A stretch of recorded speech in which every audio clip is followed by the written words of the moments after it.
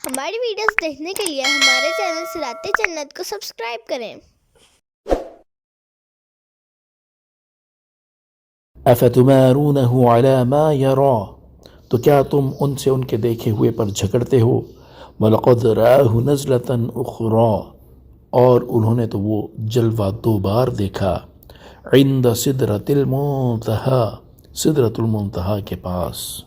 تفسیر صراط الجنان۔ ان آیات کا خلاصہ یہ ہے کہ مشرکین کو جب معراج شریف کے واقعات معلوم ہوئے تو انہوں نے ان واقعات کا انکار کر دیا اور رسول کریم صلی اللہ تعالیٰ علیہ وآلہ وسلم سے طرح طرح کے سوالات کرنے لگے۔ کبھی کہتے کہ ہمارے سامنے بیت المقدس کے اوصاف بیان کریں، اور کبھی کہتے کہ راستوں میں سفر کرنے والے ہمارے قافلوں کے بارے میں خبر دیں۔ تو اللہ تعالیٰ نے ان مشرکین سے خطاب کرتے ہوئے فرمایا کہ تم میرے حبیب صلی اللہ تعالیٰ علیہ وآلہ وسلم سے ان کے دیکھے ہوئے کے بارے میں جھگڑتے ہو، حالانکہ انہوں نے تو سدرۃ المنتہا کے پاس وہ جلوہ بار بار دیکھا، کیونکہ نمازوں میں تخفیف کی درخواست کرنے کے لیے چند بار چڑھنا اور اترنا ہوا۔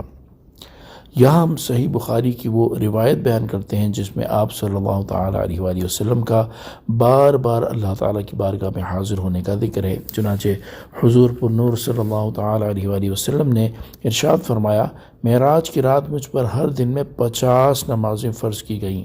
پھر میں واپس ہوا تو حضرت موسیٰ علیہ السلام کے پاس سے گزرا۔ انہوں نے کہا، آپ کو کیا حکم دیا گیا؟ میں نے کہا، ہر دن میں 50 نمازوں کا حکم دیا گیا ہے۔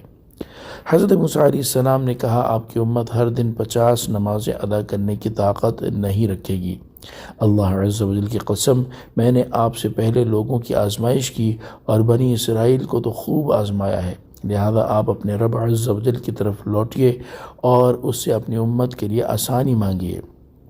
چنانچہ میں واپس ہوا تو اللہ تعالیٰ نے مجھ سے 10 نمازیں کم کر دیں۔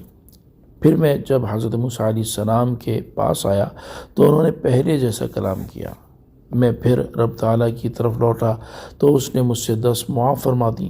میں پھر حضرت موسیٰ علیہ السلام کے پاس آیا، انہوں نے پھر پہلے جیسا کلام کیا۔ میں پھر اللہ تعالیٰ کی بارگاہ میں حاضر ہوا تو اللہ تعالیٰ نے مجھ سے 10 اور معاف کر دیں۔ میں پھر حضرت موسیٰ علیہ السلام کی طرف لوٹا، انہوں نے پھر وہی کہا۔ میں پھر لوٹا تو مجھے ہر دن 10 نمازوں کا حکم دیا گیا۔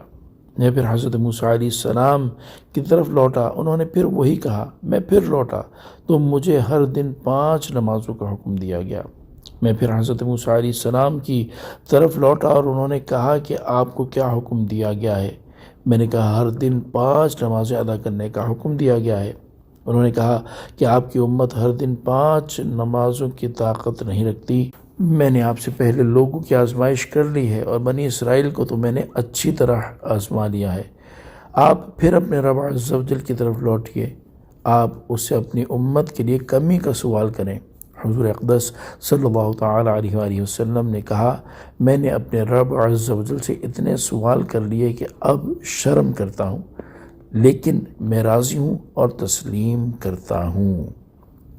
اس روایت پہ حضرت موسیٰ علیہ السلام کے جن خدشات کا ذکر ہے، ان کا ثبوت فی زمانہ عام نظر آتا ہے، اور آج مسلمانوں کے لیے جتنا مشکل 5 نمازیں ادا کرنا ہے، شاید ہی کوئی چیز ان کے لیے اتنی مشکل ہو۔ اللہ تعالیٰ مسلمانوں کو ہدایت عطا فرمائے، آمین۔ عند سدرۃ المنتہا، سدرۃ المنتہا کے پاس۔ تفسیر صراط الجنان۔ سدرۃ المنتہا بیری کا ایک درخت ہے، اس کی جڑ 6 آسمان میں ہے اور اس کی شاخیں 7ویں آسمان میں پھیلی ہیں، جبکہ بلندی میں وہ 7ویں آسمان سے بھی گزر گیا ہے۔ اس کے پھل مقام ہجر کے مٹکوں جیسے اور پتے ہاتھی کے کانوں کی طرح ہیں۔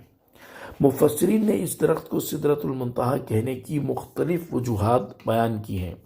ان میں سے 2 وجوہات یہ ہیں۔ نمبر 1، فرشتے، شہداء اور متقی لوگوں کی ارواح اس سے آگے نہیں جا سکتی، اس لیے اسے سدرۃ المنتہا کہتے ہیں۔ نمبر 2، زمین سے اوپر جانے والی چیزیں اور اوپر سے نیچے آنے والی چیزیں اس تک آ کر رک جاتی ہیں، اس لیے اسے سدرۃ المنتہا کہتے ہیں۔ جیسا کہ حضرت عبداللہ بن مسعود رضی اللہ تعالیٰ عنہ فرماتے ہیں، جب تاجدار رسالت صلی اللہ تعالیٰ علیہ وآلہ وسلم کو معراج کرائی گئی تو آپ کو سدرۃ المنتہا پر لے جایا گیا، اور سدرہ 6 آسمان پر ہے۔ زمین سے اوپر جانے والی چیزیں سدرہ پر آ کر رک جاتی ہیں، پھر انہیں وصول کیا جاتا ہے۔ اور اوپر سے نیچے آنے والی چیزیں اس تک آ کر رک جاتی ہیں، پھر انہیں وصول کیا جاتا ہے۔